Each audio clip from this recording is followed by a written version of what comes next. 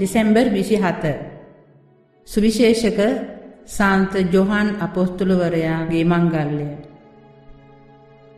පළවෙනි කියවීම 1 ජොහන් පළවෙනි පරිච්ඡේදයේ 1 සිට 4 දක්වා. මුලාරම්භයේ පටන් වූ ජීවනයේ ධර්මයානන් ගැන අපි ඔබට ලියමු. අපි උන්වහන්සේ කනින් ඇසීමු. අපේ ඇස් වලින් දුටිමු. දැක බලා අපේ අත් වලින් ස්පර්ශ කෙලෙමු.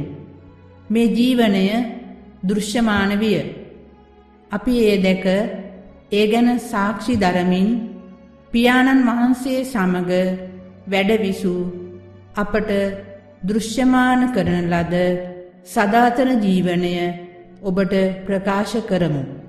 අප ඔබටත් ප්‍රකාශ කරන්නේ අප ඇසූ දුටු ඒ දේමය. අප එසේ කරන්නේ පියාණන් වහන්සේද උන්වහන්සේගේ පුත්‍රයාණන් වන ජේසුස් ක්‍රිස්තුන් වහන්සේද සමග පවත්නා අපේ සහභාගිකමට ඔබත් පංගුකාර වන පිණිසය.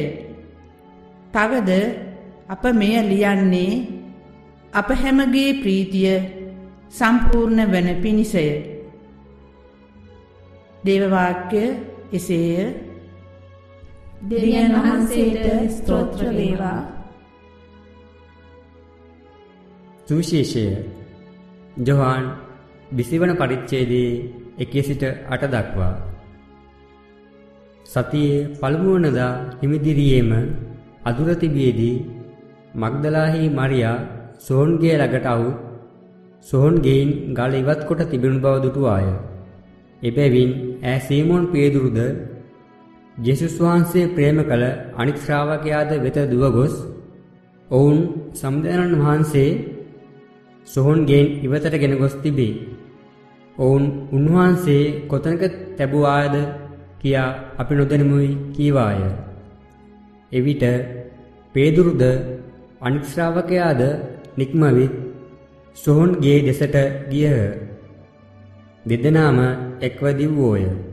අනිත් ශ්‍රාවකයා පේදුරු පසුකට දුව ගොස් පළමුවෙන් සෝන්ගෙට පැමිණ නැමී බලා සිහින් හනරෙදි එහි තිබෙන බව දිටීය. එහෙත් ඔහු ඇතුළට නොගියේය. සීමෝන් පේදුරු ඔහුට පසුව පැමිණ සෝන්ගේ ඇතුළට ගොස් හනරෙදි එහි තිබෙන බවත් උන්වහන්සේගේ හිස ඔතා තිබූ රෙදි කඩ හනරෙදි සමග නොව වෙනම එක්තැනක අකුලා තිබෙන බවත් දුටුවේය. එකල සෝන්ගේ ළඟට පළමුවෙන් පැමිණි ඒ අනික් ශ්‍රාවකයාද ඇතුළට ගොස් දැක විශ්වාස කළේය. සුවිශේෂ වාක්‍ය එසේය. ක්‍රිස්තුනි ඔබට ප්‍රශංසා වේවා. ක්‍රිස්තුමන් තුල ප්‍රේමවන්ත සොයිර සොයිරිනි. අද දවසේ අපි සුදු ජුවාම් අපෝස්තලතුමාගේ මංගල්‍යය සමරනවා.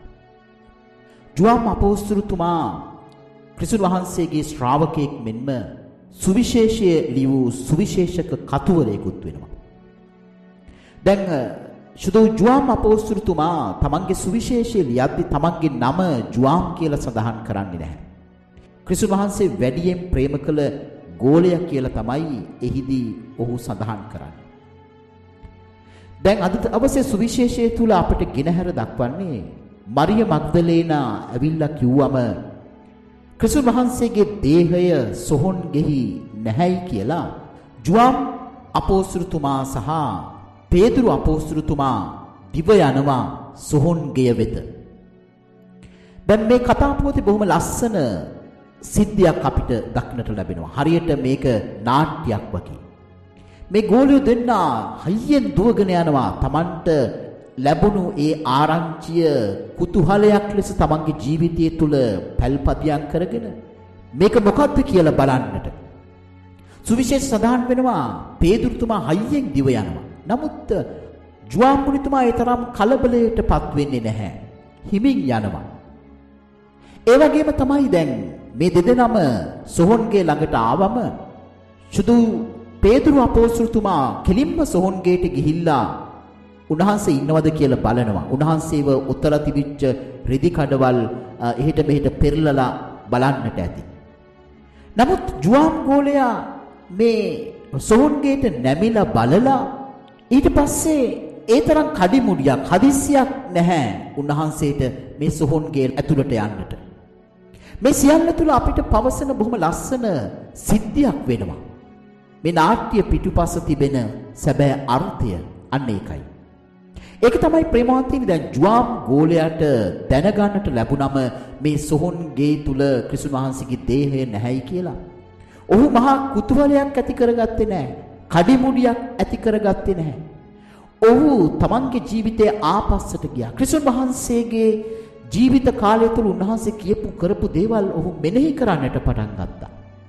මේ මෙනෙහි කිරීම තුළ ඔහුට ප්‍රත්‍යක්ෂ වුණා. එහෙමනම් ක්‍රිස්තුස් වහන්සේ සැබෑවටම උත්ථාන වෙලයි තියෙන්නේ. එහෙමනම් ඒක ආය උන්වහන්සේව දැකලා උන්වහන්සේව අල්ලලා බලලා සැක දුරු කරගන්නට උන්වහන්සේට අවශ්‍ය වුණේ නැහැ. උන්වහන්සේ ඒ මොහොතේම විශ්වාස කළා.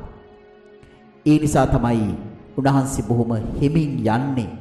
සෝන්ගේ ළඟට ගිහිල්ලත් නැමිලා බලලා විතරක් උන්වහන්සේ ඒ තුල අපිට පවසන්නේ මට විශ්වාසයි මගේ ස්වාමින් වහන්සේ උත්ථාන වෙලා හමාරයි කියලා. ප්‍රේමවන්තයනි මේ තුල අපිට බොහොම ලස්සන සංසිද්ධියක් කියනවා. ඒක තමයි දැන් අපි ක්‍රිස්තුස් වහන්සේව විශ්වාස කරන්නේ කොහොමද?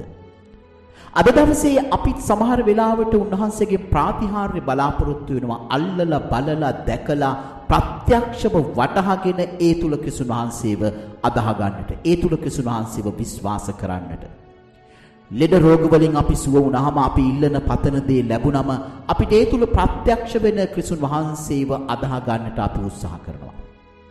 නමුත් ප්‍රේමවන්තනි එවැනි දේවල් අවශ්‍ය නැහැ ක්‍රිස්තුස් වහන්සේව අදාහ ගන්නට. ක්‍රිස්තුස් වහන්සේ ජීවත් වෙලා ඉන්න කාලය තුල උන්වහන්සේ කියපු කරපු දේවල් අපි ග්‍රහණය කරගන්නවා නම් අද දවසේ අපි දිව්‍ය පූජාවට ගිහිල්ලා මේ දිව්‍ය පූජාව තුළ සිද්ධ වෙන්නා වූ මේ මහා ප්‍රාතිහාර්ය ක්‍රිස්තුස් වහන්සේගේ ශරීරය රුධිරය දැකලා ඒ තුල අපිට විශ්වාසයක් ඇති කරගන්නට පුළුවන්. අපේ දෑසින් නොදැක්කට ප්‍රේමවන්තයනි අපේ අධ්‍යාත්මික දෑසින් ක්‍රිස්තුස් වහන්සේ දෙස බලලා උන්වහන්සේව අදාහ ගන්නට පුළුවන්. උන්වහන්සේ අපේ ජීවිත තුල වැඩ සිටිනවයි කියලා දේ ප්‍රත්‍යක්ෂ කරගන්නට ප්‍රාතිහාර්ය ඕනේ නැහැ.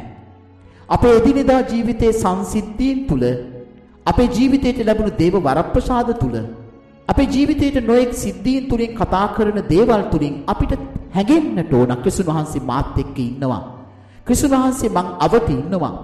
මං ඇසුරු කරන පුද්ගලයන් තුල ක්‍රිස්තුස් වහන්සේ ජීවමානව වැඩ ඉන්නවයි කියන දේ ප්‍රත්‍යක්ෂව අදාහ ගන්නට විශ්වාස කරන්නට මගේ අධ්‍යාත්මයට පුළුවන් වෙන්නට ඕන. මේක තමයි සැබෑ අධ්‍යාත්මය.